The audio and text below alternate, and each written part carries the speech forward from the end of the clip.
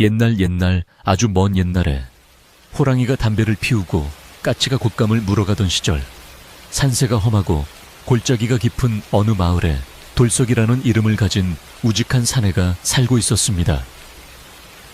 이 마을은 사방이 높은 산으로 둘러싸여 있어 해가 늦게 뜨고 일찍 지는 곳이었는데, 밤이 되면 부엉이 우는 소리가 처량하게 들려오고 바람이 나뭇가지를 스치는 소리가 마치 예시하기를 속삭이는 듯했습니다. 마을 사람들은 대부분 농사를 지으며 소박하게 살았지만 개 중에는 떵떵거리는 부자도 있었고 하루 벌어 하루 먹기 힘든 가난한 이들도 섞여 살았습니다. 돌석이는 그 중에서도 가장 가진 것 없이 태어나 남의 집에서 머슴살이를 하며 억척스럽게 하루하루를 견디는 처지였습니다. 돌석이는 타고난 덩치가 남들보다 배는 크고 힘이 장사여서 쌀가마니 두세 개쯤은 거뜬히 짊어질 수 있었는데, 워낙 심성이 착하고 계산 속이 없어 마을 사람들은 그를 바보 돌석이라 불렀습니다. 남들이 꾀를 부리며 쉴 때도 그는 묵묵히 소처럼 일만 했고, 짓궂은 아이들이 돌을 던지며 놀려대도 허허실실 웃어넘기기 일쑤였기에 붙은 별명이었습니다. 하지만 돌석이의 눈망울만큼은 깊은 산속 옹달샘처럼 맑고 선에서 그를 자세히 들여다본 사람이라면 그가 진짜 바보가 아니라 그저 세상의 때가 묻지 않은 순수한 영혼을 가진 사람이라는 것을 알 수 있었습니다.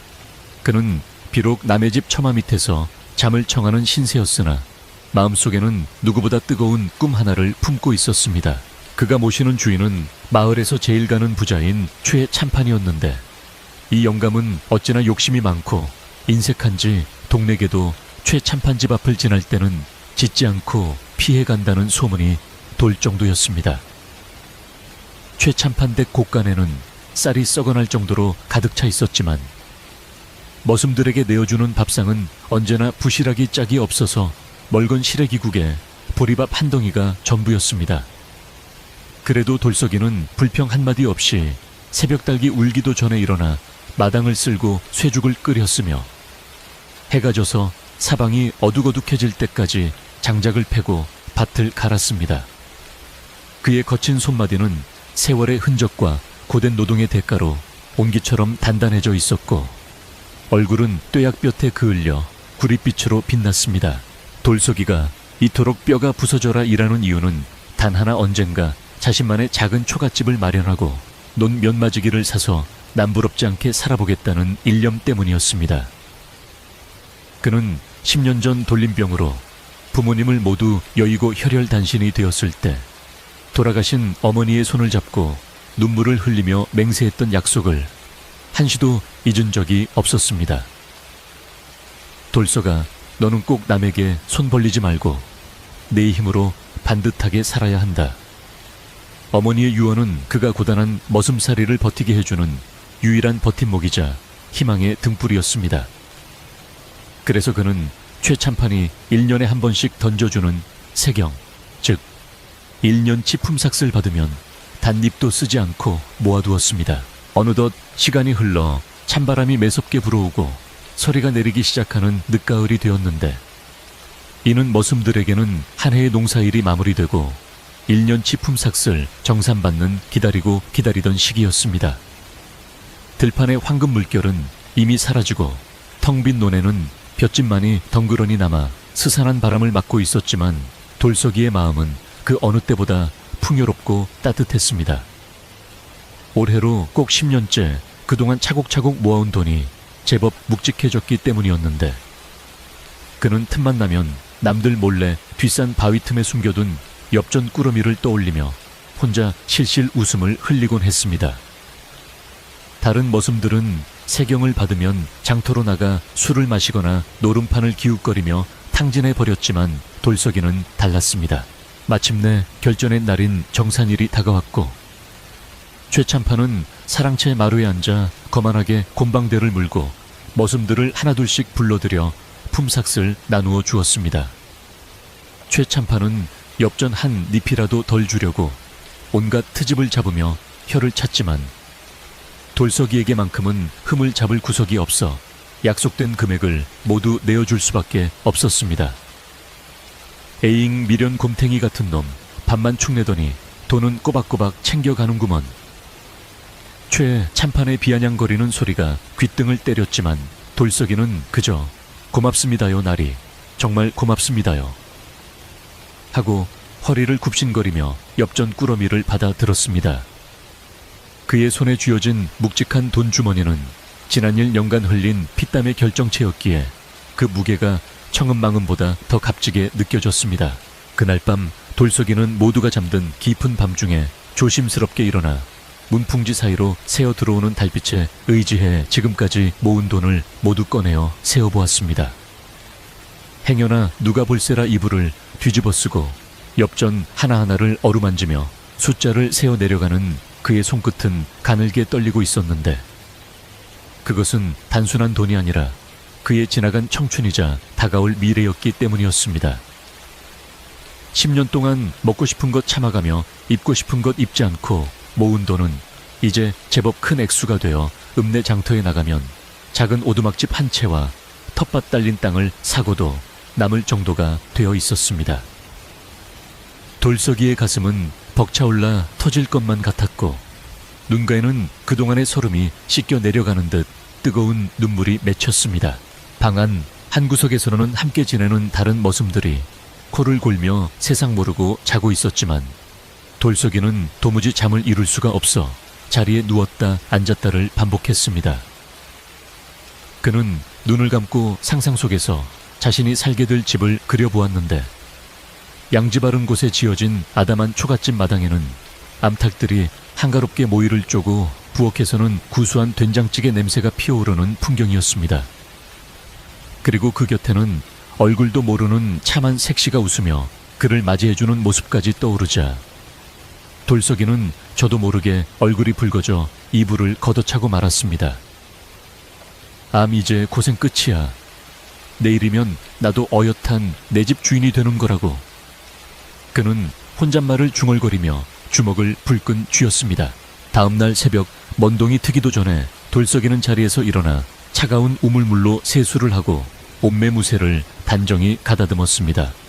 오늘은 읍내 장터가 서는 날이자 그가 평생을 별러온 땅과 집을 알아보러 가는 날이었기에 마음가짐이 남다를 수밖에 없었습니다. 그는 가장 깊숙한 속옷 주머니에 엽전 꾸러미를 단단히 동여매고 겉옷으로 꽁꽁 싸매어 혹시라도 누가 채갈세라 단단히 단속했습니다. 부엌에서 아침을 준비하던 늙은 참모 할멈이 그런 돌석이를 보고 의아한 듯 물었습니다. 아니, 돌석이 아니냐? 이 새벽부터 어딜 그리 곱게 차려입고 간우 장가라도 가는 개냐? 할멈의 농담 섞인 물음에 돌석이는 쑥스러운 듯 머리를 긁적이며 빙그레 웃어 보였습니다. 할멈, 저 오늘 읍내 좀 다녀오려고요. 그동안 모은 돈으로 내 집이랑 땅 좀 알아보러 갑니다요. 돌석이의 대답에 참모 할멈은 깜짝 놀라며 솥뚜껑을 놓칠 뻔했습니다. 뭐라, 그게 참말이냐? 아이고 세상에나. 우리 돌석이가 드디어 사고를 치는구나. 장하다 장해. 10년을 하루같이 일하더니 이제야 빛을 보는구나. 할멈은 마치 친자식이 성공한 것처럼 기뻐하며 돌석이의 손을 꼭 잡아주었습니다. 그리고는 행주침에 손을 닦으며 주먹만한 주먹밥 2덩이를 쥐어주었습니다. 가다가 배고프면 먹어라. 그리고 조심하고 또 조심해야 한다. 세상에는 눈뜨고 코 베어가는 놈들이 수두룩하니 돈 단속 잘하고 사람 너무 믿지 말거라. 할멈의 따뜻한 당부를 뒤로하고 돌석이는 최참판댁 대문을 나서 읍내로 향하는 신장로에 발을 내디뎠는데 발걸음이 어찌나 가벼운지 마치 구름 위를 걷는 듯 했습니다. 길가에는 억새풀이 하얗게 피어 바람에 춤을 추고 높고 파란 가을 하늘에서는 기러기 떼가 줄지어 날아가며 그의 앞길을 축복해 주는 것만 같았습니다. 돌석이는 걷는 내내 가슴을 만지작거리며 품속의 돈주머니를 확인하고 또 확인했는데 그 묵직한 감촉이 느껴질 때마다 입가에 번지는 미소를 감출 수가 없었습니다. 지나가는 바람이 쌀쌀하게 옷깃을 파고들었지만 그의 마음속에는 이미 따뜻한 봄날의 햇살이 가득 들어차 있어 추위 따위는 느껴지지 않았습니다. 읍내까지는 좋기 30리는 되는 먼 길이었지만 돌석이는 쉬지 않고 부지런히 걸어 해가 중천에 뜰 무렵 드디어 왁자지껄한 장터 입구에 도착할 수 있었습니다. 장날이라 그런지 읍내는 온갖 사람들로 북적였고 여기저기서 장사치들이 외치는 소리와 흥정하는 소리로 귀가 먹먹할 지경이었습니다. 갓쓴 양반부터 보찜장수 아이를 업은 아낙네들까지 수많은 인파 속에서 돌석이는 잠시 어리둥절하여 멍하니 서 있었지만 곧 정신을 차리고 복덕방 영감이 있다는 저작거리 쪽으로 방향을 잡았습니다. 그의 눈에는 화려한 비단이나 맛있는 음식들은 들어오지 않았고 오로지 자신만의 보금자리를 마련하겠다는 목표만이 뚜렷하게 보였습니다. 돌석이가 사람들을 해치며 장터 안쪽으로 깊숙이 들어서자 어디선가 고소한 빈대떡 찌지는 냄새와 탁주 냄새가 코를 찔러왔지만 그는 꿀꺽 침을 삼키며 유혹을 뿌리쳤습니다. 안 돼, 안 돼. 이 돈은 내 피요살이야. 허투루 쓰면 천벌을 받지. 그는 스스로를 다독이며 발걸음을 재촉했는데 그때 저만치 앞에서 사람들이 웅성거리며 모여있는 모습이 눈에 들어왔습니다. 무슨 구경거리라도 생긴 모양인지 사람들이 빙 둘러서서 혀를 차기도 하고 수근거리기도 하는데 그 분위기가 심상치 않아 보였습니다. 평소 남의 일에 참견하기 싫어하는 돌석이었지만 길이 막혀 있어 어쩔 수 없이 그 인파 속을 비집고 지나가야만 했습니다. 사람들 사이를 겨우 뚫고 지나가려던 찰나 돌석이의 귀에 찢어질 듯한 비명소리와 함께 거친 욕설이 들려와 저절로 발걸음을 멈추게 되었습니다. 이년아, 돈을 빌려갔으면 갚아야지. 어디서 내빼려고 해. 오늘 아주 끝장을 봐주마. 험상궂게 생긴 덩치 큰 사내들이 가녀린 여인을 바닥에 내동댕이치고 무자비하게 발길질을 해대고 있었습니다. 여인은 머리채가 헝클어지고 옷이 찢겨나간 채 고통에 신음하며 살려달라고 애원하고 있었지만 구경하는 사람들은 그저 겁에 질려 지켜볼 뿐 아무도 나서서 말리는 이가 없었습니다. 돌석이는 가슴이 철렁 내려앉으며 자신도 모르게 주먹을 꽉 쥐게 되었는데 그 여인의 울음소리가 너무나 처절하여 발길이 떨어지지 않았습니다.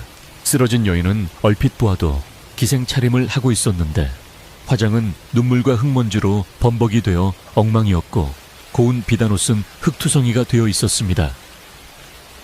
사내들은 빚쟁이 왈자들인 듯 몽둥이를 휘두르며 위협을 가했고 여인은 공포에 질려 파들파들 떨고만 있었습니다. 제발 며칠만 더 시간을 주십시오. 어떻게든 마련해 보겠습니다. 제발 살려주세요. 여인이 쉰 목소리로 애원했지만 사내들은 들은 척도 하지 않고 다시금 손을 들어 올렸습니다. 그 순간 돌석이의 머릿속에는 어릴 적 빚 때문에 고초를 겪다 돌아가신 부모님의 모습이 겹쳐지며 가슴 깊은 곳에서 뜨거운 무언가가 울컥 치솟아 올랐습니다. 돌석이는 자신이 지금 무엇을 하려는지 깊게 생각할 겨를도 없이 본능적으로 인파를 해치고 앞으로 성큼성큼 걸어 나갔습니다. 사람들은 갑작스럽게 튀어나온 거구의 사내를 보고 놀라 길을 터주었고 왈자들도 험악한 기세로 다가오는 돌석이를 보고 멈칫하며 뒤로 물러섰습니다. 돌석이는 쓰러진 여인 앞을 가로막고 서서 두 팔을 벌려 그녀를 보호했는데 그의 덩치가 워낙 크고 단단해 보여 마치 거대한 바위가 서 있는 듯했습니다. 그만하시오. 사람을 이렇게 패면 쓰나 대체 돈이 얼마기에 이러는 게요. 돌석이의 우렁찬 고함 소리에 장터가 일순간 조용해졌고 왈자 우두머리는 코웃음을 치며 앞으로 나섰습니다. 하에요. 이건 또 무슨 미친놈이야. 내 놈이 상관할 바 아니니 썩 꺼져라. 아니면 내 놈이 2년 빚을 대신 갚아주기라도 하겠다는 거냐. 왈자의 비웃음 섞인 말에 돌석이는 잠시 망설였지만 등 뒤에서 들려오는 여인의 흐느낌 소리가 그의 마음을 강하게 붙잡았습니다. 돌석이는 떨리는 손으로 품속 깊이 넣어두었던 전 재산 10년 동안 피땀 흘려 모은 그 엽전 꾸러미를 꺼내 들었습니다. 그 묵직한 돈주머니를 보는 순간 돌석이의 눈앞에는 자신이 꿈꾸던 초가집과 논밭의 풍경이 주마등처럼 스쳐 지나가며 아스라이 멀어져 갔습니다. 하지만 그는 입술을 깨물며 결심을 굳혔고 왈자의 발치에 돈주머니를 툭 던졌습니다. 여기 있어.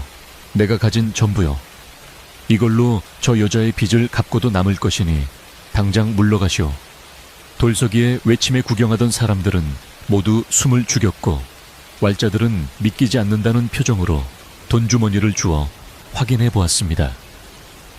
엽전이 가득 든 주머니를 확인한 우두머리의 눈이 휘둥그레지며 탐욕스러운 빛을 띄었는데 그는 입꼬리를 실룩이며 비열한 웃음을 지었습니다.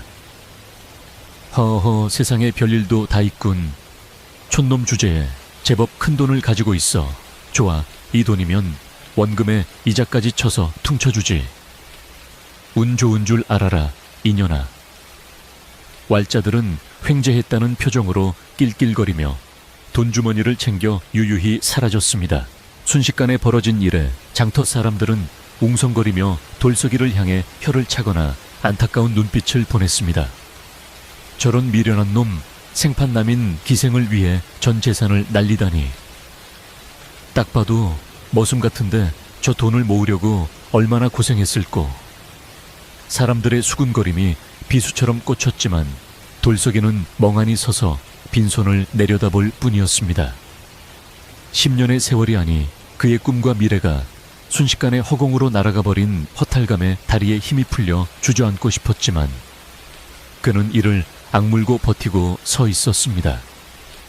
그때 바닥에 쓰러져 있던 여인이 힘겹게 몸을 일으켜 돌석이의 바지가랑이를 잡으며 눈물 범벅이 된 얼굴로 그를 올려다 보았습니다. 나으리, 어찌하여 저 같은 천한 것을 위해. 여인의 목소리는 떨리고 있었고 그 눈빛에는 말로 다 할 수 없는 고마움과 미안함이 뒤섞여 있었습니다. 돌석이는 그제야 정신이 든 듯 여인을 부축해 일으켜 서며 씁쓸한 미소를 지어 보였습니다. 거 사람이 살고 봐야지. 돈이 뭐 대수라고. 다치지 않았으면 됐어.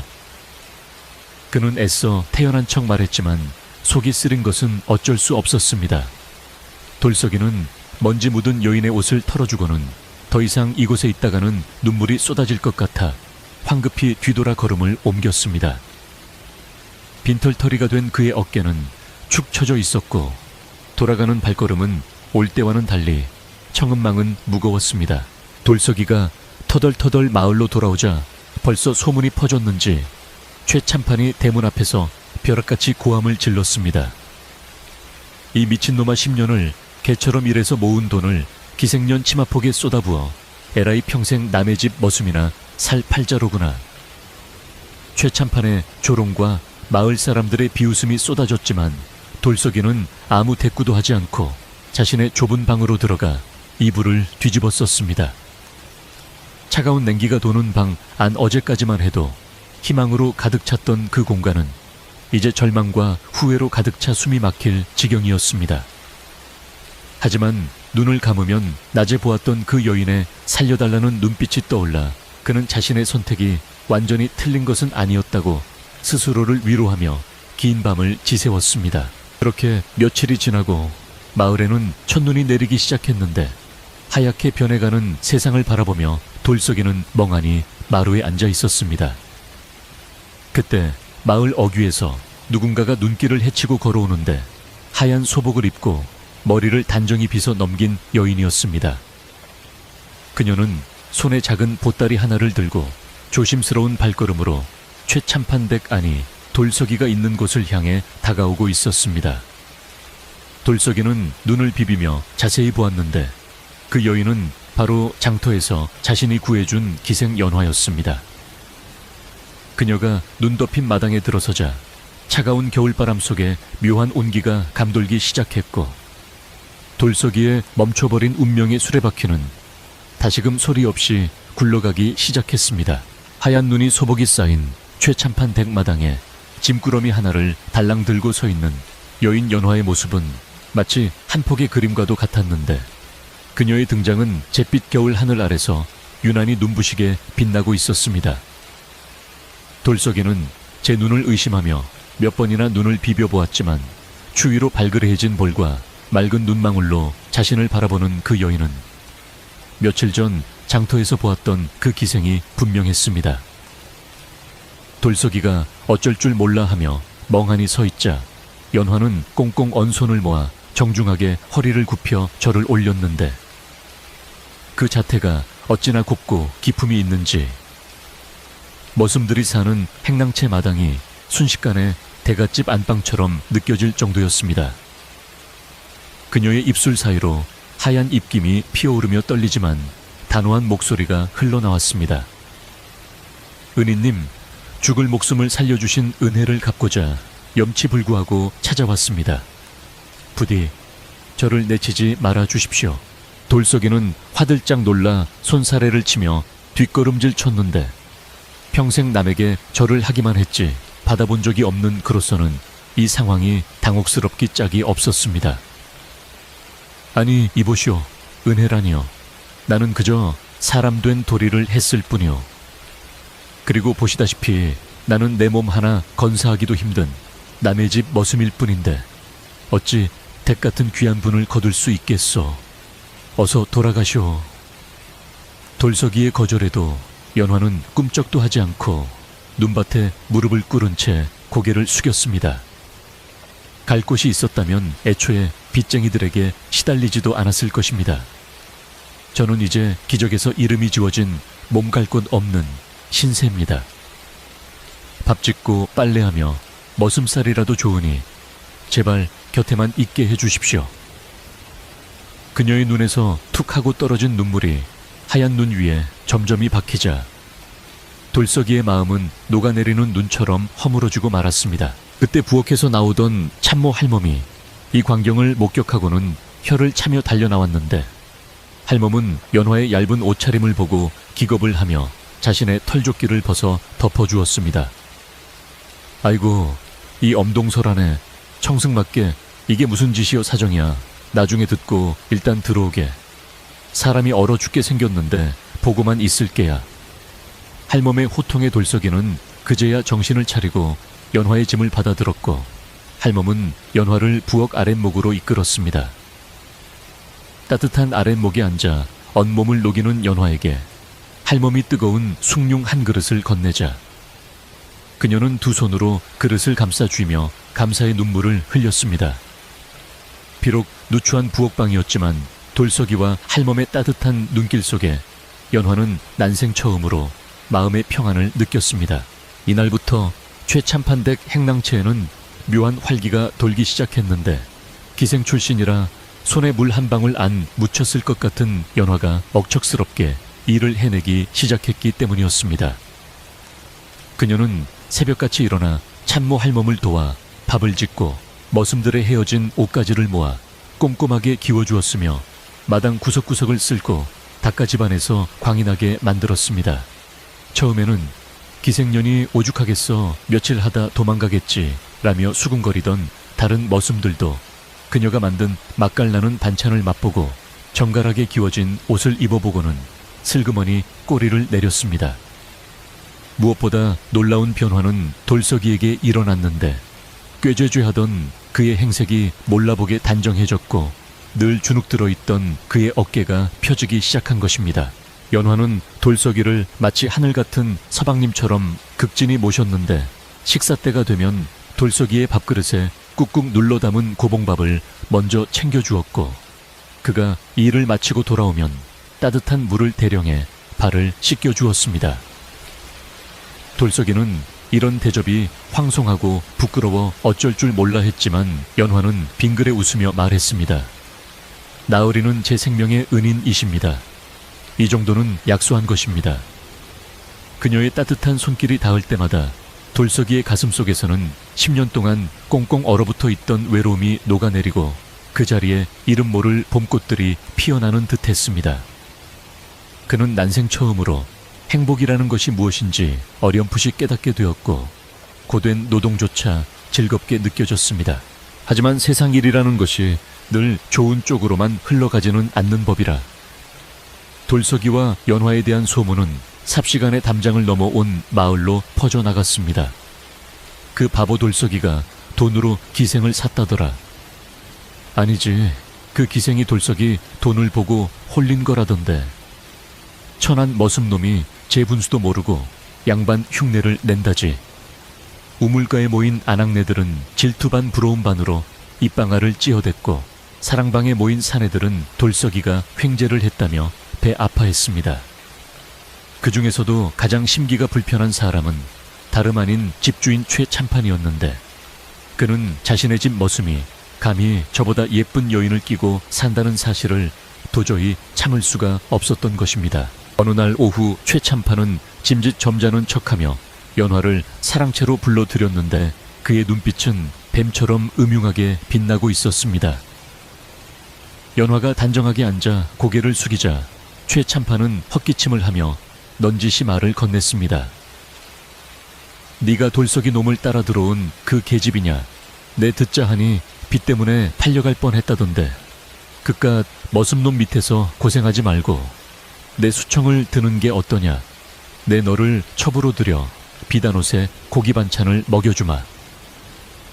최참판은 돈주머니를 흔들며 유혹했지만 연화는 눈 하나 깜짝하지 않고 차분한 목소리로 대답했습니다. 대감마님 말씀은 감사오나 저는 이미 마음을 정한 곳이 있습니다. 비록 머슴의 아내로 살지언정 은인을 배신하고 부귀영화를 좇을 수는 없습니다.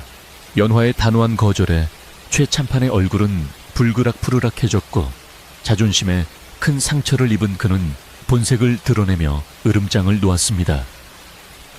이런 괘씸한 연천한 것이 감히 내 호의를 무시해 내년이 정. 그렇다면 어디 한번 견뎌봐라. 내 집구석에서 살려면 내 법을 따라야 하는 법. 최참판은 씩씩거리며 연화를 쫓아냈고, 그날부터 돌석이를 향한 핍박이 노골적으로 시작되었습니다. 그는 한겨울에 얼음을 깨고 물을 길어오라 시키거나 산더미 같은 장작을 하룻밤 사이에 다 패놓으라고 억지를 부리는 등 말도 안 되는 일감들을 돌석이에게 떠넘겼습니다.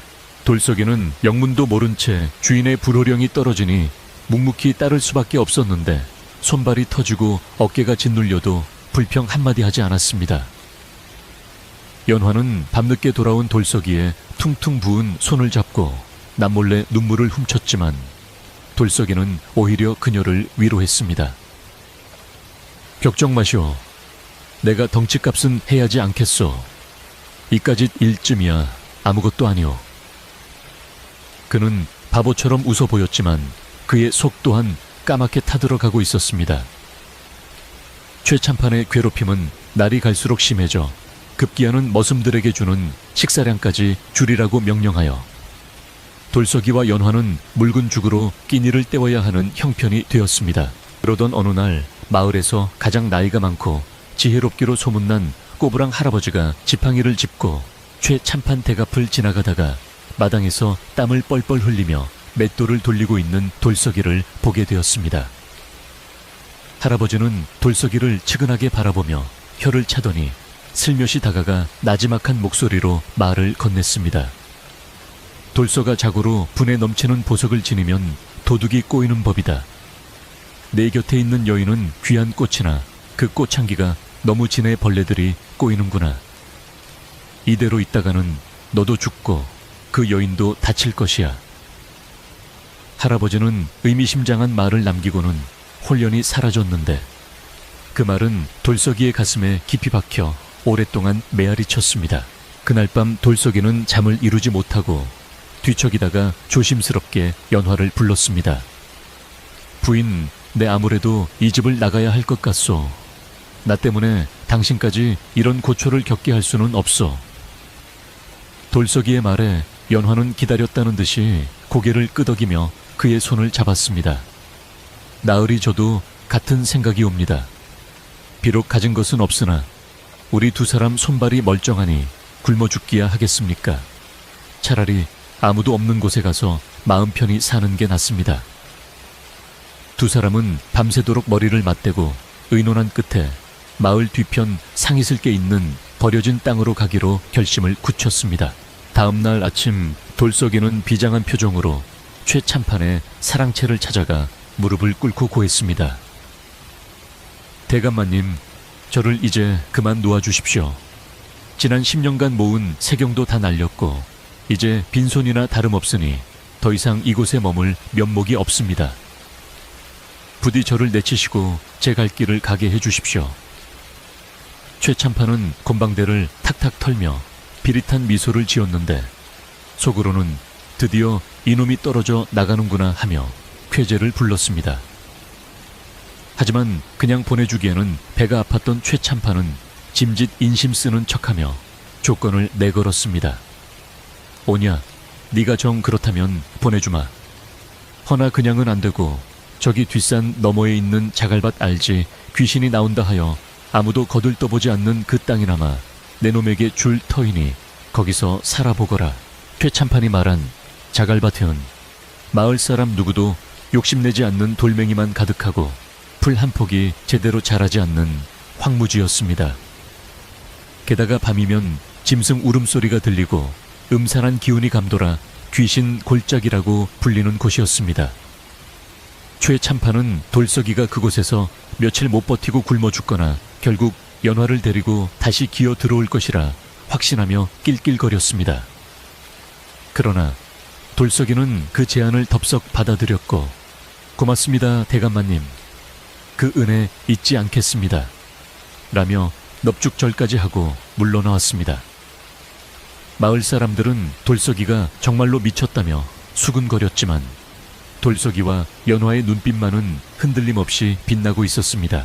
돌석이와 연화는 낡은 보찜 하나씩을 짊어지고 정든 행랑채를 떠나 자갈밭으로 향했는데 뒤에서 불어오는 찬바람이 그들의 옷깃을 파고들었지만 두 사람은 서로의 손을 놓지 않았습니다.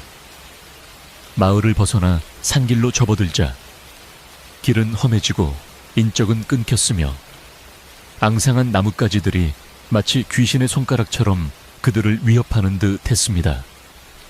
한참을 걸어 도착한 자갈밭은 그야말로 처참한 풍경이었는데 흙보다 돌이 더 많고 자풀만 무성하여 도저히 사람이 살 수 있는 곳처럼 보이지 않았습니다. 덩그러니 놓인 다 쓰러져가는 오두막은 지붕이 뚫려 하늘이 보였고 벽은 금방이라도 무너질 듯 위태로웠습니다. 돌석이는 한숨을 푹 내쉬며 연화를 바라보았는데 미안하오. 내 능력이 부족해 이런 곳으로 데려와서 라며 고개를 들지 못했습니다. 하지만 연화는 오히려 활짝 웃으며 뚫린 지붕 사이로 보이는 파란 하늘을 가리켰습니다. 나으리 보십시오. 여기는 하늘이 훤히 보입니다. 꽉 막힌 대감마님 댁 담벼락보다 100배는 더 좋습니다. 이제 이 땅은 우리 것입니다. 우리가 땀 흘려 일구면 옥토가 될 것입니다. 연화의 긍정적인 말에 돌석이는 다시금 힘을 얻었고 두 사람은 자풀을 걷어내고 무너진 벽을 세우며 새로운 보금자리를 만들기 시작했습니다. 그렇게 돌석이와 연화의 고단하지만 희망찬 자갈밭 생활이 시작되었는데 그들이 가진 것이라고는 낡은 홈이 자루 하나와 서로를 믿는 마음뿐이었습니다. 마을 사람들은 저기 산비탈에 불이 켜진 것을 보고 쭈쭈쭈 며칠이나 가나보자 하며 내기를 걸기도 했지만 두 사람은 아랑곳하지 않고 돌을 골라내기 시작했습니다. 돌석이가 큰 바위를 들어 나르면 연화는 작은 자갈을 치마폭에 담아 날랐고 그들의 이마에 맺힌 땀방울이 메마른 땅을 적셨습니다. 그러나 땅속 깊이 박힌 바위들은 마치 그들의 앞날을 가로막는 시련처럼 끝도 없이 나왔고 밤이 되면 들려오는 짐승들의 울음소리는 두 사람의 잠자리를 위협했습니다. 며칠이 지나지 않아 가져온 식량은 바닥을 보이기 시작했고 추위와 배고픔이 그들의 오두막을 덮쳤습니다.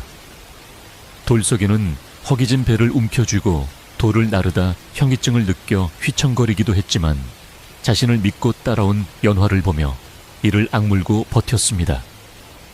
연화 역시 고운 손이 다 부르트고 손톱이 깨져 피가 났지만 힘든 내색 없이 산나물을 캐고 칙칙한 쑥을 뜯어 죽을 끓였습니다.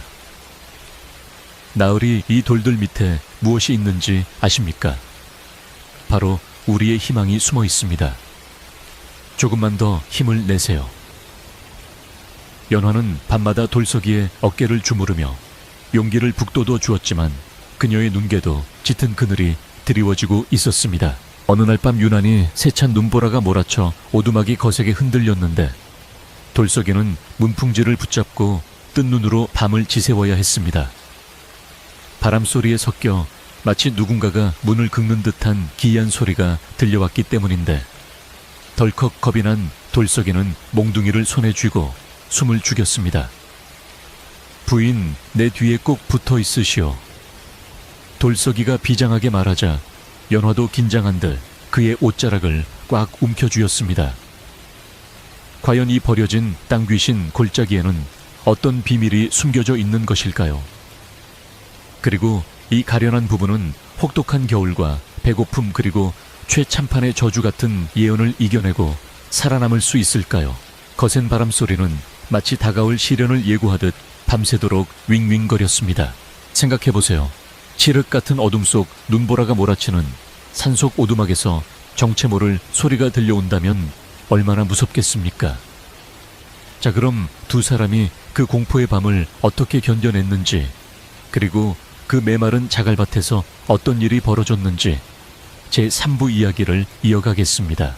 밤새 문을 긁어대던 정체불명의 소리는 다행히 굶주린 산짐승이 바람을 피하려던 몸부림이었는지 날이 밝자 눈 위에 찍힌 발자국만 남기고 사라져 있었습니다. 돌석이와 연화는 뜬 눈으로 밤을 지새워 퀭한 눈이었지만 아침 햇살이 비추는 눈 덮인 자갈밭을 보며 다시금 마음을 다잡았습니다. 밤이 깊을수록 새벽이 가깝다 하지 않습니까? 우리가 겪는 이 고생도 언젠가는 볕들 날이 오겠지요. 연화는 차갑게 식은 주먹밥을 뜨며 돌석이를 위로했고 돌석이는 그런 연화가 고마워 말없이 그녀의 손을 꼭 잡아주었습니다. 그날부터 두 사람은 마치 수행하는 수도승처럼 오로지 땅을 일구는 일에만 매달렸습니다. 돌석이의 우직한 힘과 연화의 끈기는 실로 대단하여 산더미 같던 돌무더기가 하나둘씩 사라지고 그 자리에 거무튀튀한 흙이 드러나기 시작했습니다. 하지만 땅은 쉬이 마음을 열지 않아 괭이질을 할 때마다 쇳소리가 날 정도로 단단했고 흙보다는 자갈이 더 많이 섞여 있어 농사를 짓기에는 턱없이 부족해 보였습니다. 마을 사람들은 가끔 멀리서 그들을 지켜보며 저러다 제풀에 지쳐 쓰러지겠지. 귀신 홀린 땅에다 삽질을 해봐야 헛수고야 라며 혀를 찼습니다. 심지어 최참판은 하인을 시켜 염탐을 하게 하고는 아직도 안 죽고 살아있느냐 독한 것들 이라며 묘한 불안감을 느끼기도 했습니다. 그러던 어느 날 땅을 깊게 파 내려가던 돌석이의 괭이 끝에 틱 하고 무언가 딱딱한 것이 걸렸습니다. 여느 때처럼 도리겠거니 하고 파내려 했지만 그 물체는 생각보다 크고 깊이 박혀 있어 꿈쩍도 하지 않았습니다. 이놈의 돌 어디 내가 이기나 네가 이기나 해보자. 돌석이는 오기가 생겨 우통을 벗어젖히고 본격적으로 땅을 파헤치기 시작했습니다. 옆에서 자갈을 고르던 연화도 달려와 함께 흙을 퍼냈는데 한참을 파내려 가자 드러난 것은 단순한 바위가 아니라 기이하게 생긴 거무스름한 덩어리들이었습니다. 처음에는 썩은 나무 뿌리인가 싶었지만 흙을 털어내자 은은한 향기가 코끝을 스쳤습니다. 나으리 이것 좀 보십시오. 이건 칠뿌리 같기도 하고 도라지 같기도 한데 향이 예사롭지가 않습니다. 연화가 조심스럽게 덩어리 하나를 집어들고 냄새를 맡아보더니 눈을 동그랗게 떴습니다. 그녀는 기방에 있을 때 어깨너머로 귀동냥한 지식이 있어 약초에 대해 조금 알고 있었는데 이 덩어리는 평범한 뿌리가 아니었습니다. 설마 이것이 그 귀하다는 산더덕 아닙니까? 연화의 말에 돌석이는 어리둥절한 표정을 지었습니다. 산더덕 그게 뭐요? 먹을 수 있는 거요. 연화는 떨리는 손으로 뿌리의 껍질을 살짝 벗겨 맛을 보더니 확신에 찬 목소리로 외쳤습니다. 맞습니다. 이건 그냥 산더덕이 아니라 수십 년은 묵은 오래된 산더덕입니다. 향이 진하고 맛이 달큰한 것이 약효가 산삼 못지않다는 그 귀물입니다. 알고 보니 그 자갈밭은 겉보기에만 척박해 보였을 뿐. 사실은 땅속 깊은 곳에 영양분이 풍부하고 물빠짐이 좋아 산더덕이 자라기에 최적의 장소였던 것입니다. 오랫동안 사람의 손길이 닿지 않아 버려진 땅이었기에 그 누구도 이 보물을 발견하지 못했던 것입니다. 돌석이와 연화는 흥분을 감추지 못하고 주변을 더 파헤쳤는데 파면 팔수록 어른 팔뚝만한 굵기의 산더덕들이 줄줄이 딸려 나왔습니다. 세상에 이게 다 돈이 얼마요? 돌석이는 입이 떡 벌어져 다물어지지 않았고 연화는 감격에 겨워 눈물을 흘렸습니다. 하늘이 우리를 버리지 않으셨습니다. 나으리의 착한 마음씨에 감동하여 이런 복을 내려주신 겁니다. 두 사람은 밤새도록 산더덕을 캐내어 멍석 위에 고이 모셔두었는데 그 양이 좋기 쌀 2가마니는 될 정도였습니다. 다음날 새벽 돌석이와 연화는 가장 크고 좋은 산더덕 몇 부리를 챙겨 읍내장터의 약재상으로 향했습니다. 약재상 주인은 처음에는 행색이 남루한 두 사람을 보고 시큰둥했으나 돌석이가 내민 산더덕을 보자마자 눈이 휘둥그레지며 안경을 고쳐 썼습니다. 허워, 이 물건은 대체 어디서 이런 귀물을 구했소? 냄새만 맡아도 기운이 솟는구려. 약재상 주인은 감탄을 연발하며 후한값을 쳐주겠다고 제안했고 돌석이는 그 자리에서 상상도 못할 큰돈을 손에 쥐게 되었습니다. 돌석이가 산더덕을 팔아 떼돈을 벌었다는 소문은 삽시간에 발없는 말이 되어 천리를 갖고 곧 마을 사람들의 귀에도 들어갔습니다. 그 바보가 자갈밭에서 산삼보다 귀한 걸 캤다며 팔자 고쳤네, 팔자 고쳤어. 사람들은 부러움에 입을 다물지 못했고 어제까지만 해도 그들을 비웃던 이들이 이제는 슬금슬금 오두막으로 찾아와 알랑방귀를 뀌기 시작했습니다. 하지만 돌석이와 연화는 교만해지지 않고 번 돈으로 쌀과 고기를 사서 마을의 가난한 노인들과 아이들에게 나누어 주었습니다. 다 여러분 덕분입니다. 같이 나누어 먹어야 맛이지요. 돌석이의 넉넉한 인심에 마을 사람들의 시선은 점차 존경으로 바뀌어갔습니다. 이 소식을 듣고 배가 아파 죽을 지경이 된 사람은 단 한 명, 바로 최참판이었습니다. 그는 자신의 머슴이었던 놈이 자신이 버린 땅에서 부자가 되었다는 사실을 도저히 받아들일 수가 없었습니다. 이 괘씸한 놈들, 감히 내 땅에서 난 것으로 호의호식해. 그 땅은 원래 내 것이었어. 그러니 거기서 나온 것도 다 내 것이란 말이다. 최참판은 욕심에 눈이 멀어 억지를 부리기 시작했습니다. 그는 당장 하인들을 시켜 돌석이를 잡아오라 호통을 쳤고 그것도 모자라 관에 가서 돌석이란 놈이 내 땅 문서를 훔쳐 달아나 불법으로 경작을 하고 있다고 거짓 고발까지 했습니다. 평화롭던 돌석이네 오두막의 관아의 포졸들이 들이닥친 것은 며칠 후의 일이었습니다. 내 이놈 돌석아, 내 죄를 네가 알렸다. 포졸들은 다짜고짜 돌석이를 포박했고 놀란 연화가 말리려 했지만 역부족이었습니다. 이게 무슨 짓입니까? 우리는 죄를 지은 적이 없습니다. 연화가 절규했지만 포졸들은 막무가내로 두 사람을 관아로 끌고 갔습니다. 마을 사람들은 안타까운 표정으로 그 뒤를 따랐지만 서슬 퍼런최 참판의 기세에 눌려 누구 하나 나서서 도와주지 못했습니다. 관아 마당에는 이미 최참판이 의기양양하게 앉아 사또에게 알랑거리고 있었고 돌석이와 연화는 죄인처럼 무릎이 꿇려졌습니다. 사또는 짐짓 위험 있는 표정으로 내려다보며 물었습니다. 네가 주인집 문서를 훔쳐 달아나 그 땅을 차지했다는 게 사실이냐? 돌석이는 억울함에 가슴을 치며 호소했습니다. 아닙니다. 사또 나으리, 저는 훔친 적이 없습니다. 최참판 댁에서 나올 때 분명 그 땅을 제게 주신다고. 하지만 최참판이 말을 뚝 끊으며 소리쳤습니다. 저놈이 거짓말을 하고 있습니다. 내가 미쳤다고 금싸라기 같은 땅을 공짜로 준단 말입니까? 저놈이 앙심을 품고 문서를 위조한 것입니다. 최참판은 미리 조작해둔 가짜 땅 문서를 증거라며 삿되게 바쳤습니다. 돌석이는 말문이 막혀 어버버거리고 있었지만 옆에 있던 연화는 침착함을 잃지 않고 고개를 들었습니다.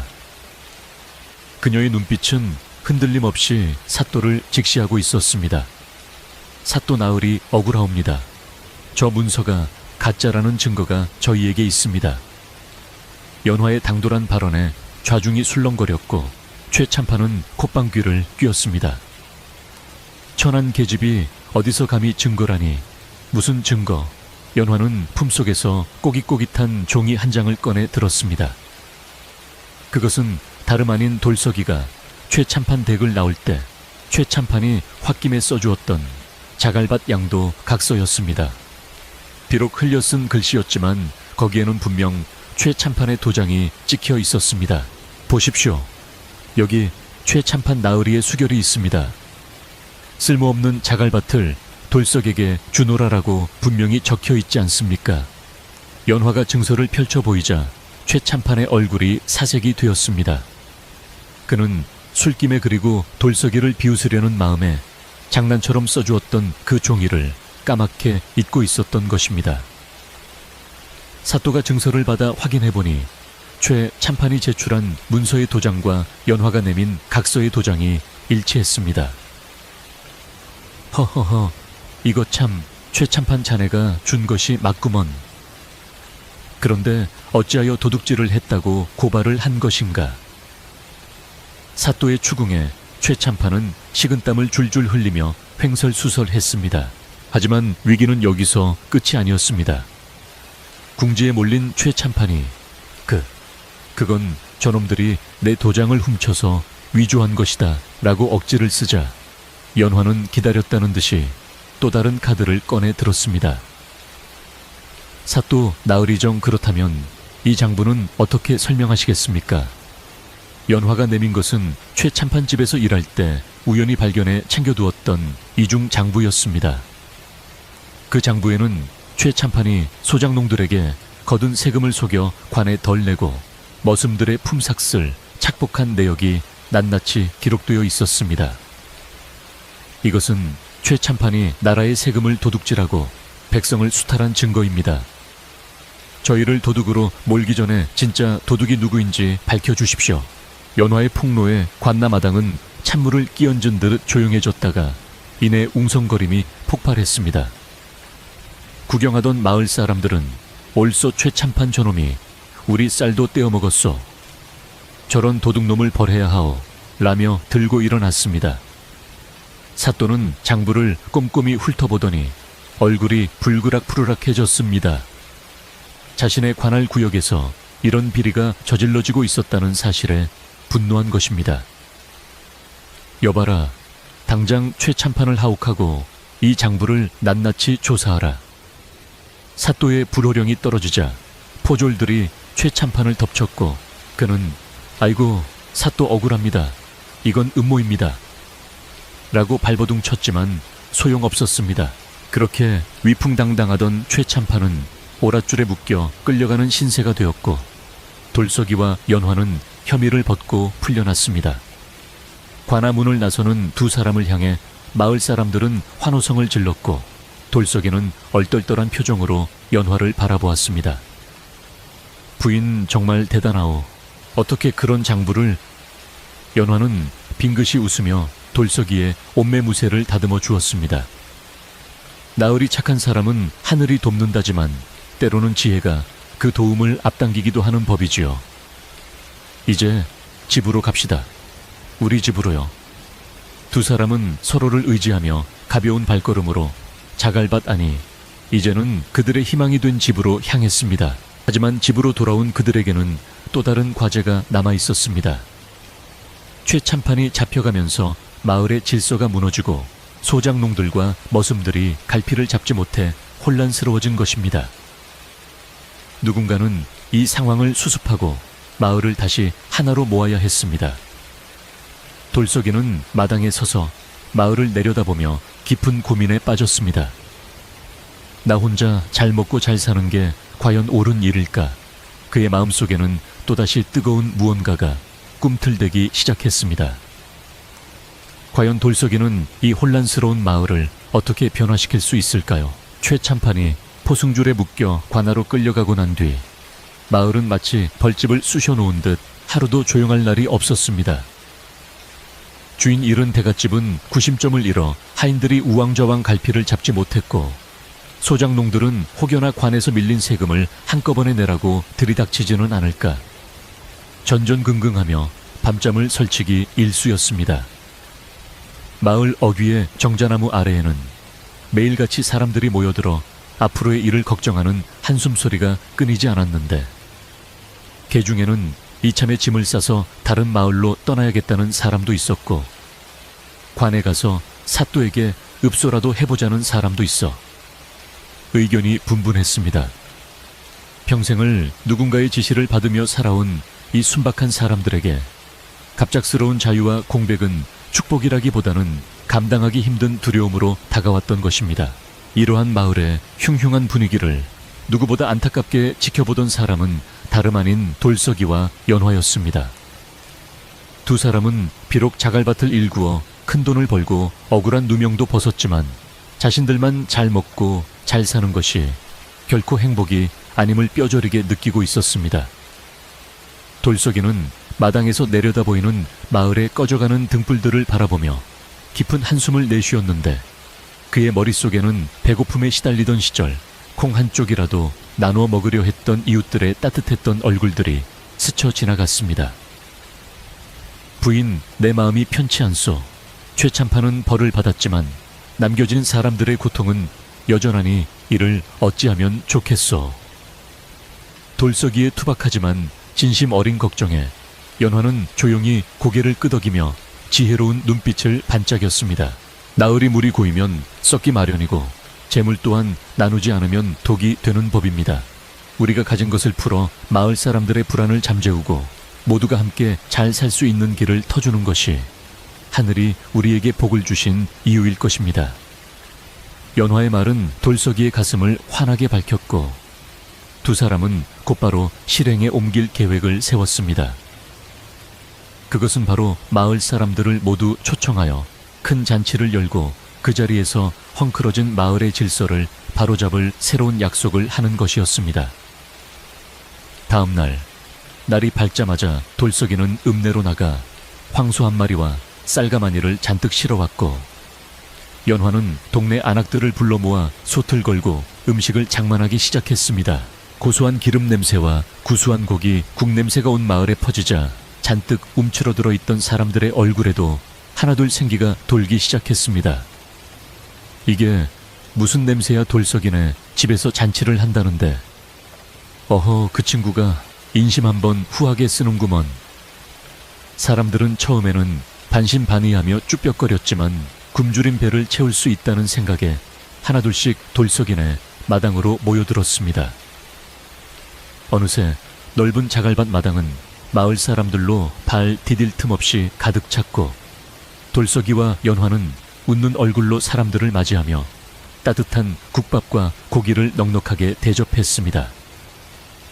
오랜만에 배불리 먹은 사람들의 얼굴에는 기름기가 돌았고 여기저기서 껄껄거리는 웃음소리가 터져나오며 마을은 예전의 활기를 되찾는 듯 했습니다. 배가 어느 정도 부르자 사람들의 시선은 자연스럽게 마당 한가운데 마련된 멍석 위로 쏠렸는데, 그곳에는 돌석이가 긴장된 표정으로 서 있었습니다.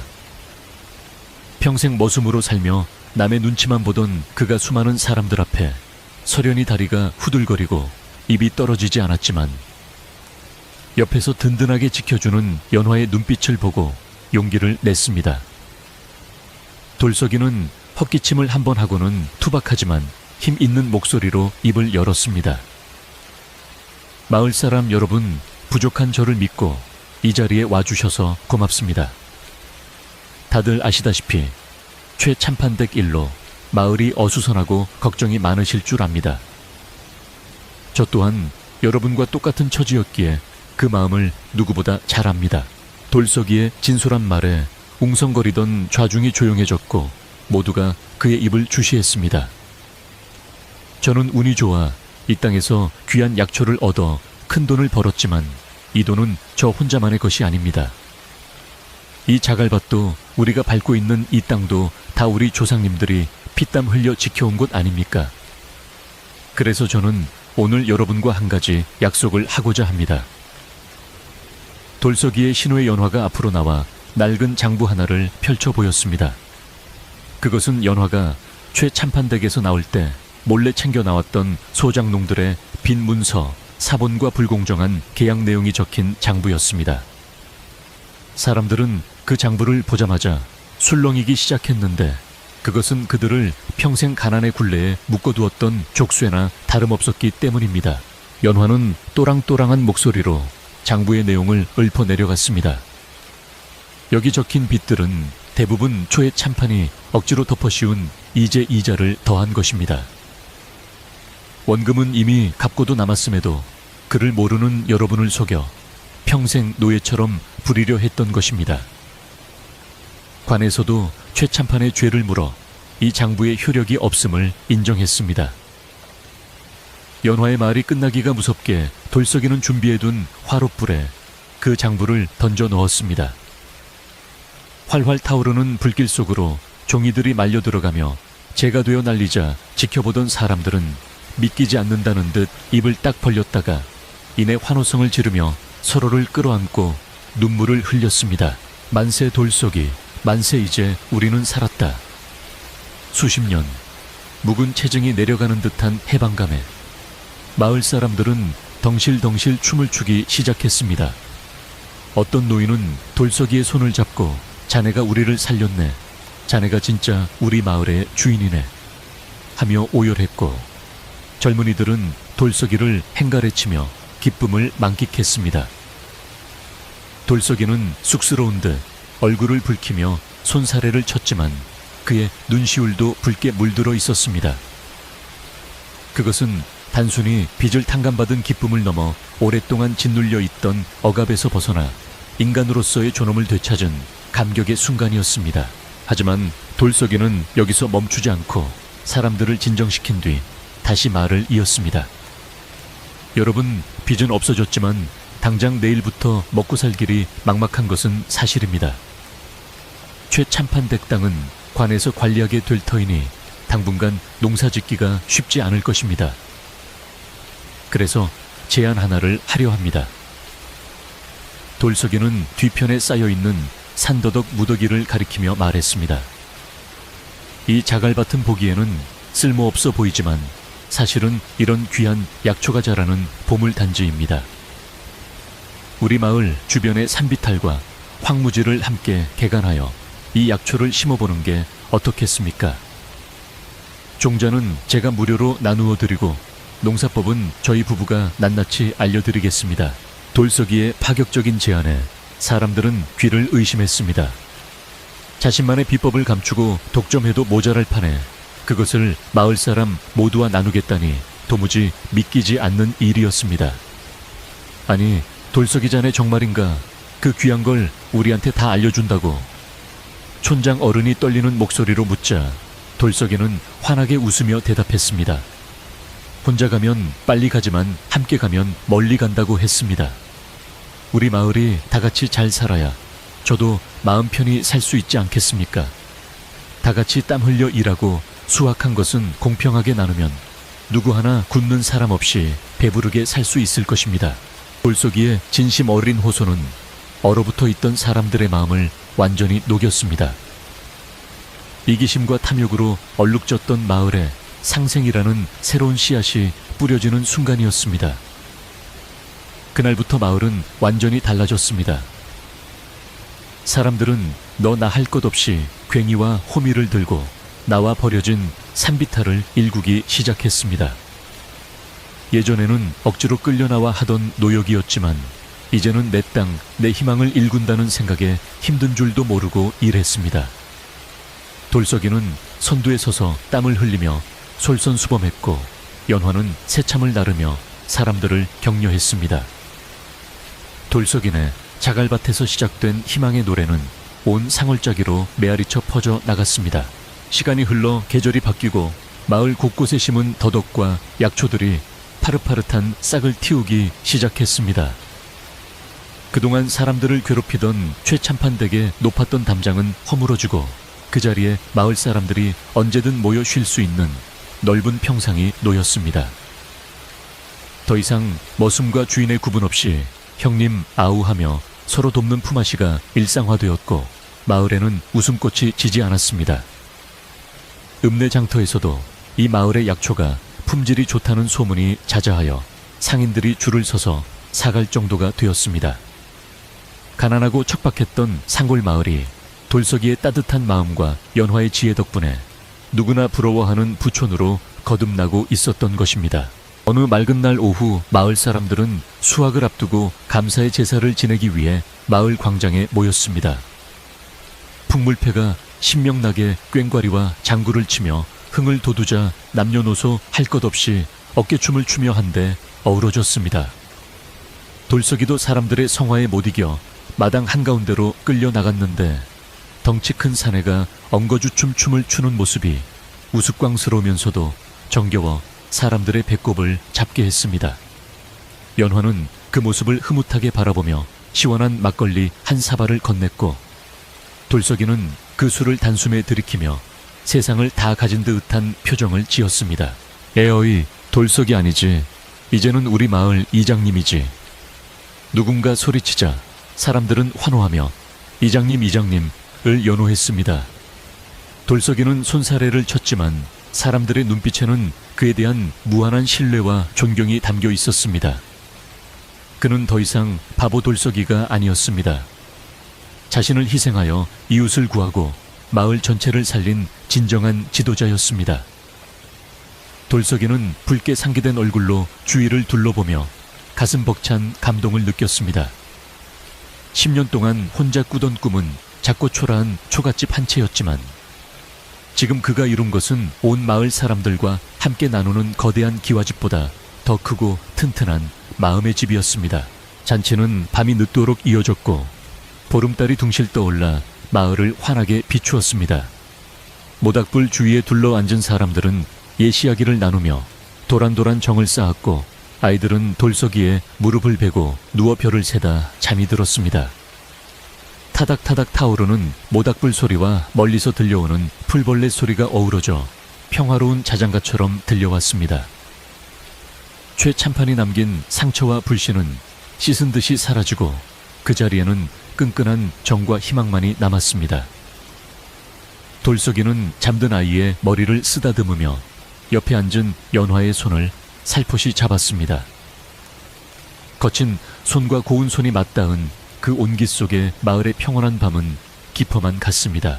그렇게 마을은 안정을 되찾았고 모든 것이 제자리를 잡은 듯 보였습니다. 하지만 돌석이와 연화에게는 아직 마지막으로 매듭지어야 할 일이 하나 남아 있었습니다.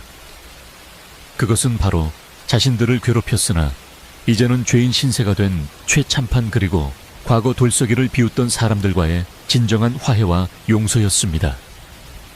진정한 복수는 용서라 하였던가요? 돌석이는 이제 부자가 된 자의 여유가 아닌 마음이 넉넉한 자의 덕으로 그들을 품어 안으려 하고 있었습니다. 과연 돌석이는 과거의 앙금을 털어내고 진정한 대인배의 모습을 보여줄 수 있을까요? 그리고 이 부부의 앞날에는 또 어떤 행복이 기다리고 있을까요? 세월은 유수와 같아 어느덧 돌석이네. 마을에도 몇 번의 봄이 가고 또 몇 번의 겨울이 지나갔습니다. 척박했던 자갈밭은 이제 마을 사람들의 정성과 땀으로 비옥한 옥토가 되어 해마다 향긋한 산더덕 향기가 온 골짜기를 가득 채우는 풍요로운 땅으로 변모해 있었습니다. 마을 어귀에 들어서면 가장 먼저 보이는 것은 으리으리한 기와집이 아니라 돌석이가 처음 지었던 그 소박한 오두막을 조금 넓혀 지은 단정하고 정갈한 초갓집이었습니다. 돌석이는 이제 마을에서 제일 가는 부자가 되었음에도 불구하고 여전히 나는 흙을 만져야 사는 사람이라며 낡은 벗을 입고 이른 새벽부터 밭으로 나가는 것을 멈추지 않았습니다. 그의 손은 여전히 투박하고 거칠었지만 그 손을 잡는 마을 사람들의 눈빛에는 더없는 존경과 사랑이 담겨 있었습니다. 연화 또한 마을의 안주인으로서 그 역할을 톡톡히 해내고 있었는데 그녀는 단순히 집안 살림만 꾸리는 것이 아니라 글을 모르는 마을 아이들과 안악들을 모아 글을 가르치고 셈을 알려주는 야학당을 열었습니다. 과거 기생시절 익혔던 재주들이 이제는 사람들을 깨우치고 마을을 발전시키는 귀한 걸음이 되고 있었던 것입니다. 저녁이 되면 돌석이네 마당 평상에는 글 읽는 소리가 낭낭하게 울려 퍼졌고 그 소리는 산사의 소리와 어우러져 듣는 이들의 마음을 평온하게 만들었습니다. 마을 사람들은 입을 모아 돌석이 댁은 복덩어리야, 하늘이 내린 선녀가 틀림없소라며 칭송을 아끼지 않았습니다. 과거의 멸시와 비웃음은 봄눈 녹듯 사라지고 그 자리에는 깊은 신뢰와 정의뿔이 깊은 나무처럼 단단하게 자리 잡았습니다. 그러던 어느 늦은 가을, 날 추수감사가 끝나고 마을이 한가로움에 잠겨있을 무렵 마을 입구에 거지 행색을 한 노인 하나가 지팡이를 짚고 힘겹게 걸어 들어왔습니다. 머리는 산발을 하여 헝클어졌고 옷은 누더기가 되어 살이 훤히 비칠 정도였으며 발은 부르터서 피고름이 흐르고 있어 차마 눈뜨고 보기 힘든 몰골이었습니다. 노인은 배가 고픈지 집집마다 기웃거리며 밥 동량을 하려 했지만 낯선 이의 등장에 지저대는 개들 때문에 쫓겨나기 일쑤였습니다. 마을 아이들이 몰려나와 돌을 던지며 거지야 저리 가라, 우리 마을엔 먹을 것 없다 라고 놀려대이자 노인은 힘없이 주저앉아 땅을 치며 흐느끼기 시작했습니다. 그 모습이 너무나 처량하여 지나가던 동네 안악이 혀를 차며 다가갔는데 노인의 얼굴을 확인한 안악은 악 하고 비명을 지르며 뒷걸음질 쳤습니다. 세상에 이게 누구야 최참판 영감 아니오. 안악의 외침에 바티를 하던 사람들이 하나둘씩 몰려들었고 곧 웅성거림은 분노 섞인 고함으로 변해갔습니다. 그 늙고 병든 노인은 바로 과거 마을 사람들의 고요를 빨아먹고 돌석이를 괴롭혔던 최참판이었습니다. 관에 끌려가 곤장을 맞고 전 재산을 몰수당한 뒤 옥살이를 하다가 병을 얻어 풀려났으나 갈 곳이 없어 정처 없이 떠돌다가 옛 마을까지 흘러 들어온 것이었습니다.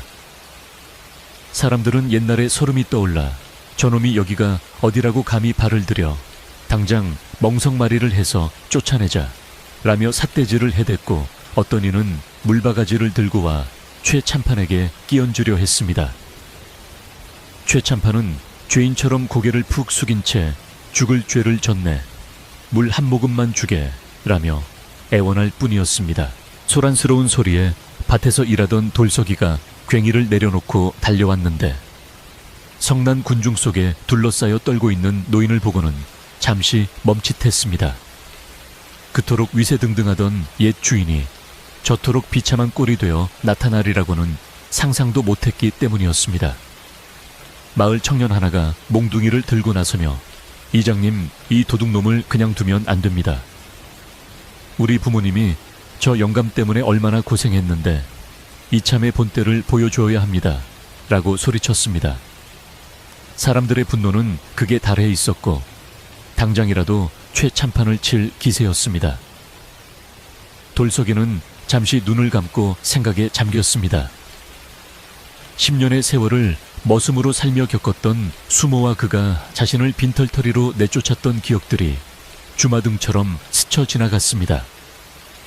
마음 한구석에서는 그래 인과응보다 라는 생각이 들기도 했지만 돌석이는 이내 고개를 저었습니다. 돌석이는 성큼성큼 인파를 헤치고 들어가 최참판 앞을 가로막고 섰는데 그의 거대한 등판이 마치 산처럼 든든해 보였습니다. 사람들은 돌석이가 최참판을 혼내줄 것이라 기대하며 숨을 죽였지만 돌석이의 행동은 모두의 예상을 빗나갔습니다. 그는 조용히 무릎을 꿇고 앉아 떨고 있는 최참판의 더러운 손을 자신의 투박한 두 손으로 감싸 쥐었습니다. 대감마님, 어쩌다 일이 되셨습니까? 돌석이의 낮고 굵은 목소리에는 원망이 아닌 연민과 슬픔이 묻어 있었습니다. 최참판은 눈을 휘둥그레 뜨고 자신을 잡은 손을 바라보았는데 그것은 자신이 그토록 무시하고 짓밟았던 바보머슴 돌석이의 손이었습니다. 최 참판의 입술이 파르르 떨리며 눈물이 주르륵 흘러내렸습니다. 돌서가 나를 용서해다오. 내가 눈이 멀어 너를 알아보지 못하고 짐승만도 못한 짓을 저질렀구나. 최 참판의 참회에 마을 사람들은 웅성거렸습니다. 이장님, 저런 놈을 받아주면 안 됩니다. 사람은 고쳐 쓰는 게 아니라고 했습니다. 반발하는 목소리가 터져 나왔지만 돌석이는 자리에서 일어나 마을 사람들을 향해 정중하게 고개를 숙였습니다. 여러분, 제 말씀을 좀 들어보십시오. 저 영감이 미운 것은 저도 마찬가지입니다. 허나 생각해보면 저 영감이 저를 쫓아내지 않았다면 제가 어찌 이 자갈밭을 일구었겠으며 어찌 연화 부인을 만나고 여러분과 이토록 잘 살 수 있었겠습니까? 모든 것이 하늘의 뜻이 아니겠습니까? 돌석이의 말은 이어졌습니다. 미움은 미움으로 갚으면 끝이 없습니다. 저 늙고 병든 노인을 내치면 그가 갈 곳은 저승뿐일 텐데 우리가 똑같은 악업을 쌓아서야 되겠습니까?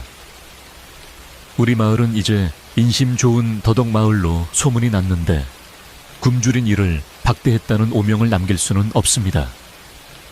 부디 저를 보아서라도 이번 한 번만 너그럽게 용서해 주십시오. 돌석이의 진심 어린 호소에 격앙되었던 사람들의 표정이 하나둘씩 풀리기 시작했습니다. 그의 말대로 돌석이네가 보여준 나눔과 사랑 덕분에 마을 전체가 풍요로워졌는데 이제 와서 과거의 원한에 얽매여 비정을 저지르는 것은 그들의 자부심에 흠집을 내는 일처럼 느껴졌기 때문입니다. 촌장 어른이 헛기침을 하며 나섰습니다. 이장님 말이 옳으네. 때려 죽일 놈이지만 배고픈 사람 밥은 먹여보내는 게 우리네 인심 아니던가. 돌석이는 최 참판을 부축하여 자신의 집으로 데려갔고 연화는 아무 말 없이 따뜻한 물을 데워오고 정갈한 밥상을 차려 내왔습니다. 김이 모락모락 나는 흰 쌀밥과 구수한 된장국, 그리고 부드럽게 졸인 산더덕구이를 본 최 참판은 숟가락을 들 힘도 없어 손을 떨었습니다. 돌석이가 직접 숟가락에 밥을 떠서 입에 넣어주자 최 참판은 밥알과 함께 눈물을 삼키며 오열했습니다. 내가 정말 죽을 죄를 졌어. 내 평생 이렇게 따뜻한 밥상은 처음 받아보네. 과거 산의 진미를 먹으면서도 늘 불평만 하던 그였지만 원수가 차려준 이 소박한 밥상 앞에서 그는 비로소 참된 맛과 감사의 의미를 깨달은 것입니다. 그날 밤 최 참판은 돌석이의 손을 잡고 밤새도록 지난 날을 뉘우치며 용서를 빌었습니다. 최 참판은 며칠간 돌석이의 집에서 요양하며 기력을 회복했지만 더 이상 폐를 끼칠 수 없다며 떠나려 했습니다. 하지만 돌석이는 마을 외딴 곳에 있는 작은 빈집을 수리하여 그에게 내어주었고 작은 텃밭을 가꾸며 여생을 조용히 살도록 배려해 주었습니다. 최 참판은 그곳에서 욕심을 버리고 마을 아이들에게 한자를 가르치거나 새끼를 꼬아 마을 사람들에게 나누어 주는 등 속죄하는 삶을 살았습니다. 마을 사람들도 처음에는 그를 경계했지만 진심으로 변한 그의 모습을 보며 점차 마음을 열고 최 노인이라 부르며 이웃으로 받아들였습니다. 악연조차 선연으로 바꾼 돌석이의 넓은 마음이 마을 전체에 진정한 평화를 가져온 것입니다. 이 소문은 바람을 타고 읍내를 넘어 관에까지 전해졌고 사또는 돌석이의 인품에 깊이 감동하여 조정의 장계를 올렸습니다. 얼마 후 임금님으로부터 의인 구휼과 나눔을 실천한 의로운 사람, 이라는 친필 현판과 함께 비단과 곡식이 상으로 내려왔습니다. 관아의 포졸들이 북을 치며 상을 가지고 마을에 도착했을 때 온 마을은 잔치 분위기로 들썩였습니다. 하지만 돌석이는 그 상을 받고도 거만해하기는커녕 이것은 제 것이 아니라 우리 마을 사람들 모두의 것입니다 라며 받은 곡식과 비단을 다시 마을의 가난한 이웃들과 나누었습니다. 현판은 사랑채 가장 높은 곳에 걸어두었지만 돌석이는 그 밑을 지날 때마다 더욱 고개를 숙이며 겸손을 다짐했습니다. 어느 맑고 화창한 봄날 돌석이네. 마당에서는 늦깎이 혼례식이 성대하게 열렸습니다. 사실 두 사람은 함께 살며 부부의 연을 맺었지만 가난과 바쁜 일상 때문에 제대로 된 혼례를 치르지 못했던 터였습니다. 마을 사람들이 십시일반으로 준비한 혼례상은 그 어떤 대갓집 잔치보다 풍성하고 아름다웠습니다. 연지곤지를 찍고 족두리를 쓴 연화는 눈부시게 고왔고 사무관대를 쓴 돌석이는 듬직하고 훤칠하여 천생연분이 따로 없었습니다. 신랑 신부 맞절, 촌장 어른의 우렁찬 목소리에 두 사람이 서로를 향해 깊이 절을 올리자 하객들은 꽃가루를 뿌리며 두 사람의 앞날을 축복했습니다. 돌석이는 연화의 손을 잡으며 속삭였습니다. 부인 고맙소. 내 평생 당신 눈에 눈물 나지 않게 하리다. 연화는 수줍게 웃으며 돌석이의 손을 꽉 잡았습니다. 혼례식이 끝나고 마을 잔치가 밤늦도록 이어지는 동안 돌석이와 연화는 잠시 인파를 피해 뒤뜰 툇마루에 나란히 앉았습니다. 밤하늘에는 보름달이 쟁반같이 둥글게 떠올라 두 사람을 비추고 있었고 어디선가 불어오는 봄바람에는 향긋한 더덕향과 흙내음이 실려왔습니다. 마당에서 들려오는 사람들의 웃음소리와 풍악소리가 아득하게 느껴지는 고요한 밤이었습니다. 돌석이는 하늘을 올려다보며 문득 옛날 그 장터에서의 일이 떠올랐습니다. 전 재산이었던 엽전 꾸러미를 던지던 그 순간 사람들은 그를 바보라고 손가락질했지만 지금 생각해보니 그것은 인생에서 가장 잘한 선택이었습니다. 그 바보 같은 결정 하나가 한 여인의 생명을 구했고 자신을 구했으며 온 마을을 구했으니 말입니다. 나으리 무슨 생각을 그리 골똘히 하십니까? 연화가 나지막이 물으며 돌석이의 어깨에 머리를 기대왔습니다. 돌석이는 빙그레 웃으며 아내의 어깨를 감싸 안았습니다. 그냥 참 좋아서 그러오. 배부르고 등 따숩고 당신이 옆에 있으니 임금님도 부럽지 않구려. 돌석이의 소박한 대답에 연화는 까르르 웃음을 터뜨렸습니다. 저도 그렇습니다. 비단옷의 고기 반찬보다 나으리와 함께 흙 묻은 손으로 먹는 주먹밥이 더 맛있는걸요. 두 사람은 서로를 바라보며 깊은 눈맞춤을 나누었습니다. 그들의 눈동자 속에는 서로에 대한 깊은 사랑과 신뢰, 그리고 지나온 세월의 단단함이 별처럼 빛나고 있었습니다. 돌석이는 문득 사랑채 처마 끝에 달린 풍경을 바라보았습니다. 바람이 불 때마다 은은하게 울리는 풍경 소리는 마치 돌아가신 어머니가 불러주던 자장가처럼 들렸습니다. 어머니 보고 계시지요? 저 약속 지켰습니다. 남에게 해 끼치지 않고 떳떳하게 그리고 베풀며 살고 있습니다. 돌석이는 마음속으로 어머니에게 안부를 전하며 눈시울을 붉혔습니다. 이제 그에게는 더 이상 바라는 욕심이 없었습니다. 그저 지금처럼 아침에 눈 뜨면 일할 땅이 있고 저녁에 돌아오면 반겨줄 가족이 있으며 함께 웃을 수 있는 이웃이 곁에 있다는 것만으로도 차고 넘치는 행복이었습니다. 밤이 깊어지자 소란스럽던 잔치도 끝나고 사람들은 하나둘씩 집으로 돌아갔습니다. 마을은 다시 고요한 정막 속에 잠겨들었고 가끔 개 짖는 소리와 풀벌레 우는 소리만이 정겹게 들려왔습니다. 돌석이는 안방에 이불을 펴며 연화에게 말했습니다. 부인 내일은 일찍 일어나 뒷산의 더덕씨를 좀 더 뿌려야겠소. 내년에는 더 많은 사람들에게 나눠주려면 부지런히 움직여야지. 연화는 촛불을 끄며 다정하게 대답했습니다. 내 나으리, 저도 일찍 일어나 새참을 넉넉히 준비하겠습니다. 푹 주무세요. 어둠이 내려앉은 방, 안 두 사람의 고난 숨소리가 평화롭게 어우러졌습니다. 착한 마음씨 하나로 세상을 바꾼 바보 머슴 돌석이와 지혜로운 아내 연화의 이야기는 사람들의 입에서 입으로 전해지며 오래도록 마을의 전설이 되었습니다. 사람들은 힘든 일이 있거나 욕심이 생길 때마다 돌석이의 이야기를 떠올리며 손해보는 것이 이기는 것이다. 착한 끝은 있다 라는 말을 되새기곤 했습니다.